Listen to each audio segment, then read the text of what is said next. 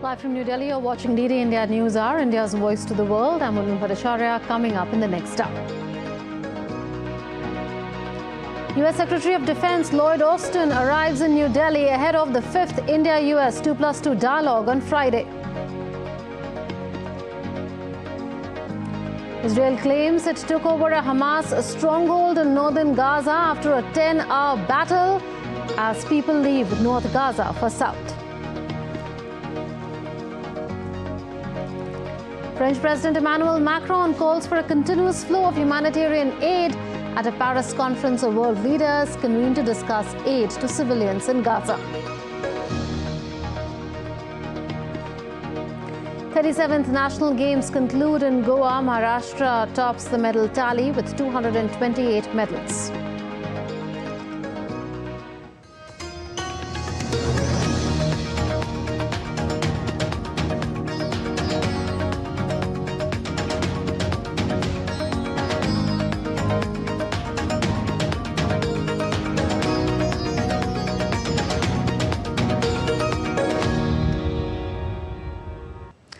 Secretary of Defence Lloyd Austin has arrived in New Delhi for the 5th India-US 2+2 Ministerial Dialogue. He was received by his Indian counterpart Rajnath Singh and the Chief of Defence Staff General Anil Chauhan. Rajnath Singh and Lloyd Austin, along with India's External Affairs Minister Dr. S. Jaishankar and US Secretary of State Antony Blinken, will be co-chairing the dialogue. The US Defence Secretary was accorded a guard of honour upon his arrival. Rajnath Singh and Lloyd Austin are expected to discuss a whole range of strategic and defence issues during the bilateral meeting on the sidelines of the 2+2 dialogue. Austin had last visited India in June 2023.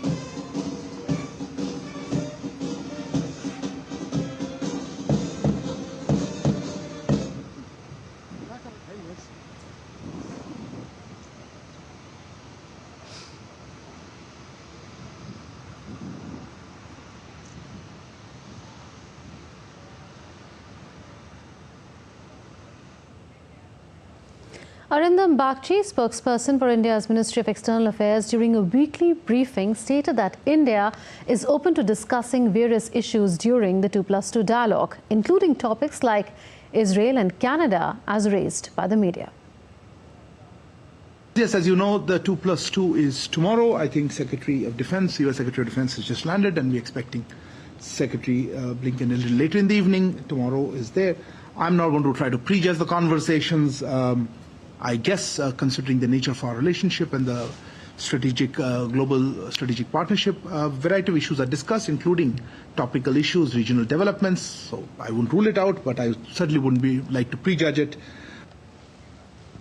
On the death sentence handed out to 8 Indians in Qatar, India's Ministry of External Affairs spokesperson Arindam Bagchi said that India continues to remain engaged with the Qatari authorities in this matter. He added that India will continue to extend all legal and consular support and urges everyone not to engage in speculation considering the sensitive nature of the case.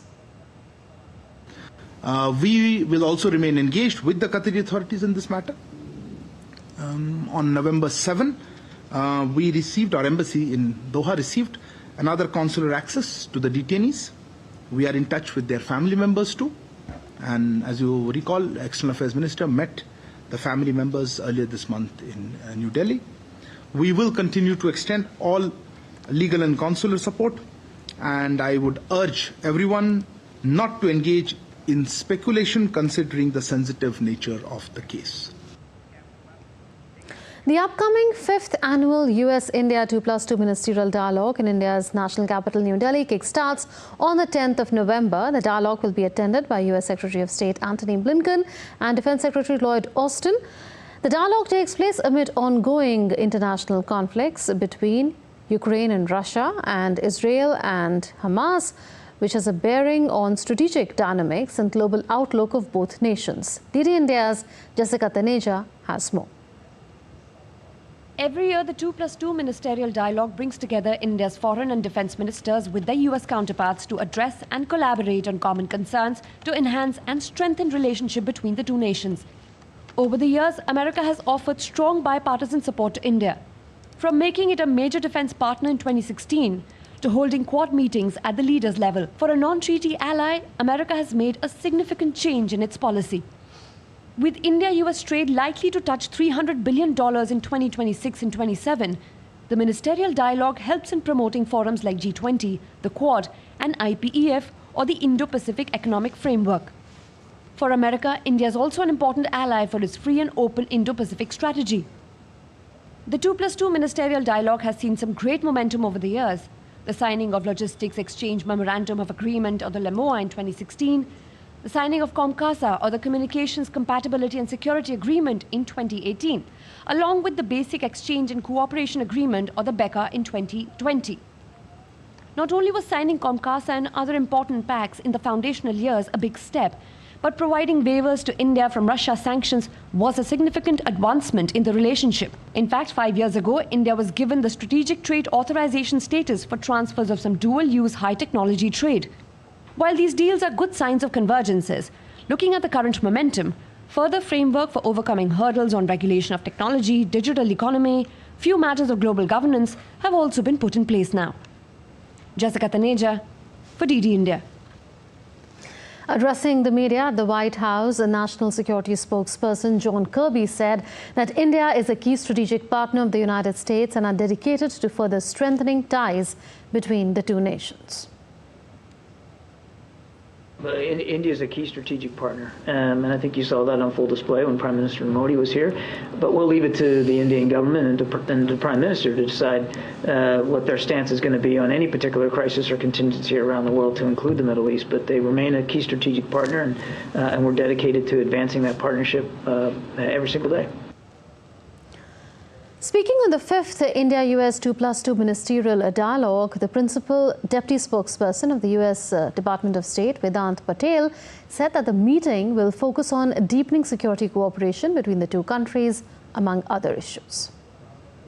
India is a country that we have a deep partnership. This, of course, he'll be going for the 2+2 security dialogue with Secretary of Defense Austin. So I expect, of course, that deepening the security cooperation and partnership will be one of the many topics that are discussed. It was something that was obviously raised during Prime Minister Modi's state visit earlier this year. And I know the Secretary looks forward to being there and in engaging directly with his counterparts on this, but I'll let the trip take place before we talk more about it. For more on this, DD India's Jessica Taneja joins us from New Delhi. Jessica, in view of the foundational pacts between India and the US that your story talks about, and the initiative on critical and emerging technology, also PM Modi's state visit to the US in June this year, what direction do you think the 2+2 dialogue will take? We haven't heard about a lot from the MEA spokesperson just a short while ago, but what we do know that security cooperation is likely to dominate the discussions. What we were also given to understand that the talks on the fraught relationship between India and Canada due to the ongoing conflict that we already know about could also come up. India says it's happy to discuss it when Secretary of State Antony Blinken arrives later tonight. All of these discussions, of course, pending and talking about the previous foundational pact signed between the two countries, the COMCASA, the BECA, or the LEMOA. Their progress will be reviewed by both the Defense Minister and Rajnath Singh and his American counterpart, along with the Foreign Minister of India, Dr. S. Jaishankar, with his American counterpart, Secretary of State Antony Blinken, along with the Foreign Minister of India, Dr. S. Jaishankar, with his American counterpart, Secretary of State Antony Blinken. we're looking at more progress towards how they can deepen cooperation, especially given the Indo-Pacific economic framework, and also what are the initiatives that currently would dominate the Indo-Pacific, especially when it comes to balancing China in that region. So, of course, all of those pacts that were signed, and including more security, issues in the foundational pacts, will also be taken into consideration, Munmun. Right. Jessica, you've given us a broad framework as far as what to expect from the 2+2 dialogue and the bilateral meetings. But focusing on Canada particularly, you spoke about how the MEA spokesperson said that India would be happy to discuss the issue if the US were to take this up. And there are also threats around Air India flights. Do you think India would be happy to put the spotlight on extremism and inaction on its extradition requests if this issue were to come up? Well, the Sikh for Justice leader, Gur Pannu, has had issued threats, a few days ago for possible attacks on November 19. Of course, bringing back the horrors of the Kanishka bombing of 1985. So India has been careful, and both the airports at Delhi and Punjab, as you know, the directives were issued to not allow visitors pass. So that is one of the security mechanisms in place. But of course, this would come up in talks as to what new direction needs to be taken and what more discussions need to be had when it comes to cooperation from the Canadian authorities, when it comes to harboring extremists and allowing terrorist activities on its soil, especially when it comes to Khalistani elements that have caused and become rather irritants over the years. So, of course, that is something that the MEA spokesperson has clarified would come in, and given the kind of threats that were issued by the Sikhs for Justice leader, this looks preeminent. Okay. Jessica, also is the West Asia crisis on which India's foreign ministry reiterated its stand to the media. Are discussions sure to happen?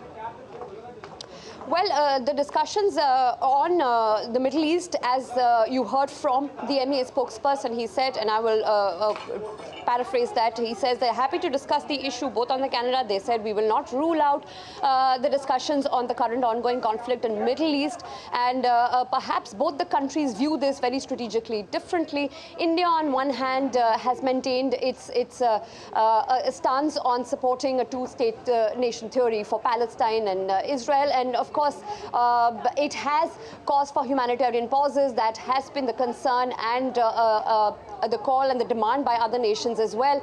As for India's stance, the United States has made it clear that India is a strategic partner and can have any stance, whatever it wants, depends on the global contingencies that are in front of it. So, of course, India has its own independent sort of alignment when it comes to that. It has sent aid to Gaza in the recent past as well, in fact, just last week. So India's stance remains clear on that part, and the the Secretary of State, coming tomorrow, meeting with Dr. S. Jaishankar, would probably shed more light on that. Right. Jessica Taneja reporting from New Delhi. Israeli forces fought Hamas through shell-blasted buildings in the north of Gaza Strip on Thursday, and both sides claimed to have inflicted heavy losses on their foes as the battle over the Palestinian territory intensified. Columns of smoke could be seen rising over Gaza City, and blasts could be heard amid heavy shelling on Thursday. The United Nations Human Rights Chief called for a ceasefire. Residents in Gaza City, in the north of the Hamas-ruled territory, said Israeli tanks were stationed around the city. Israel, which has vowed to wipe out Hamas, says that 33 of its soldiers have been killed in its ground operations. The Israeli military said its troops had advanced into the heart of the Gaza City.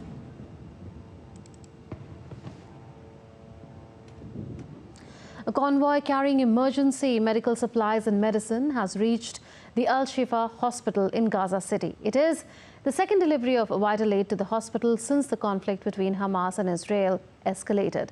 In a joint statement, the United Nations and the World Health Organization said that the quantity of supplies are far from sufficient to respond to the immense needs in the Gaza Strip. UNRWA and WHO again called for fuel to be delivered to humanitarian agencies in the Gaza Strip. India once again reiterated the need for zero tolerance for terrorism and called for immediate and unwanted conditional release of hostages.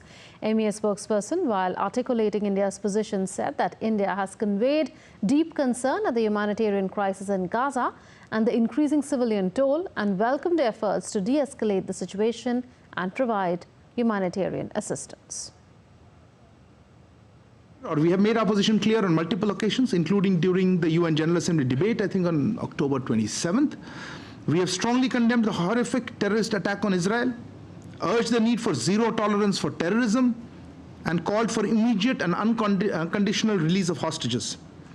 We have also conveyed our deep concern at the humanitarian crisis in Gaza and the increasing civilian toll, and welcomed efforts to de-escalate the situation and provide humanitarian assistance. India has also sent 38 tons of humanitarian relief material. We have emphasized the need for strict observance of international humanitarian law. We have also urged the parties to de-escalate, eschew violence, and work towards creating conditions for an early resumption of direct peace negotiations towards a two-state solution. Meanwhile, Israel's military spokesperson, Rear Admiral Daniel Hagari, said that Hamas is losing its grip in northern Gaza as residents flee to south. We saw 50,000 Gazans move from the northern Gaza Strip to the south. They are moving because they understand that Hamas has lost control in the north and that the south is safer. There is no ceasefire. We are at war with Hamas. The public under Hamas is fleeing south because they understand that Hamas is using them as human shields. There are humanitarian pauses. We are not at war with the population of Gaza. We are at war with Hamas, who is holding our people hostage. Take a breather at this point in time. Still to come on DD India News Hour. French President Emmanuel Macron says there must be a humanitarian pause very quickly in Gaza at a humanitarian aid conference on Gaza in Paris. As a Russia-Ukraine war rages on, 5 killed in a Ukrainian missile strike on Russian-controlled Kherson region of Ukraine. Spanish Prime Minister secures a deal with Catalan separatists that will allow him to form a government.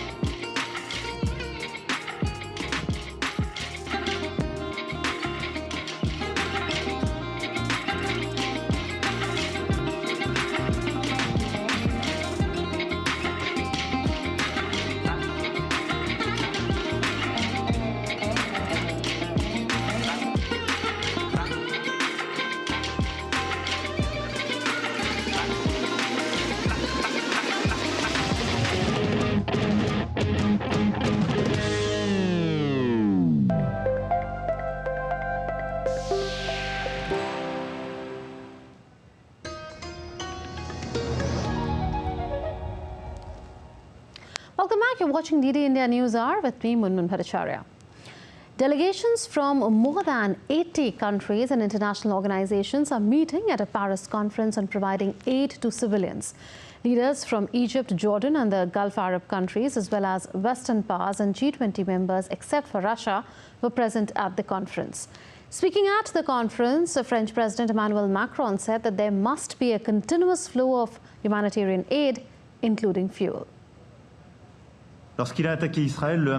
We share values and have common commitments that bring us here today, and in line with Israeli and Palestinian authorities, we worry about the humanitarian situation in Gaza.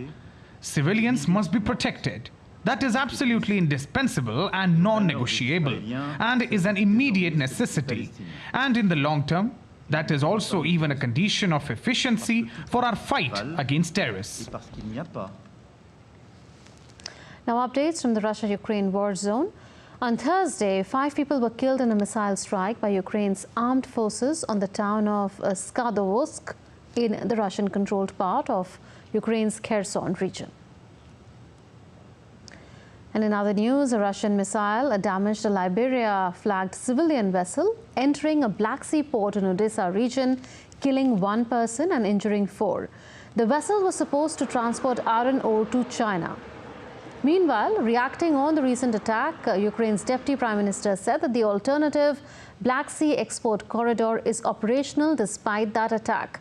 The attack is part of a string of attacks by Russia against the port infrastructure of Ukraine, particularly after Moscow withdrew from the agreement that was mediated by the United Nations that ensured the safe transit of Ukrainian grain across the Black Sea.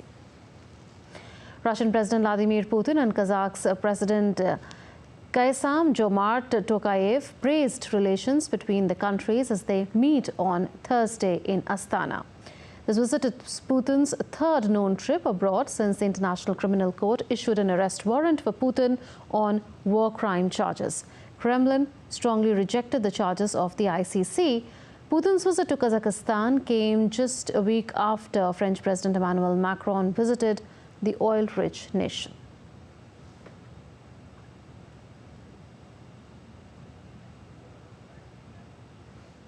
In Spain, the agreement between the Socialist Party and Catalonia's Junts to back acting Spanish Prime Minister Pedro Sanchez's bid for another term will apply during the 4 years of the legislature.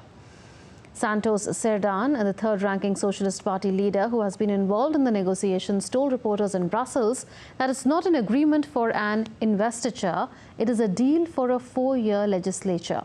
Santos Cerdán, the 3rd-ranking Socialist Party leader, said that the deal included an amnesty bill for people involved in northeastern region of Catalonia's failed bid for independence from Madrid, covering events between 2012 and 2023. He added that judges would decide the specific names of individuals for which the amnesty will apply. Let's now take a look at other stories making news around the world. The Pacific Islands Forum, a regional bloc of 18 member nations, discussed climate change, regional security and the economy on Wednesday in Rarotonga, Cook Islands. Forum's members said rising sea levels and worsening storms caused by climate change are their greatest security concerns. Many Afghans who fear persecution if they return to Afghanistan have gone into hiding in Pakistan to avoid being detected by law enforcement agencies following a government policy to expel undocumented foreigners. Home to over 4 million Afghan immigrants and refugees, about 1.7 million of them have been declared undocumented by the government of Pakistan.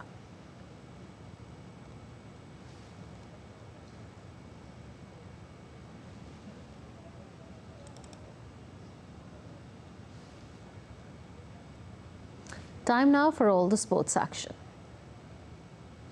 The 37th edition of the National Games in Goa came to a close with a glittering ceremony at the Shyama Prasad Mukherjee Indoor Stadium in Panji on Thursday.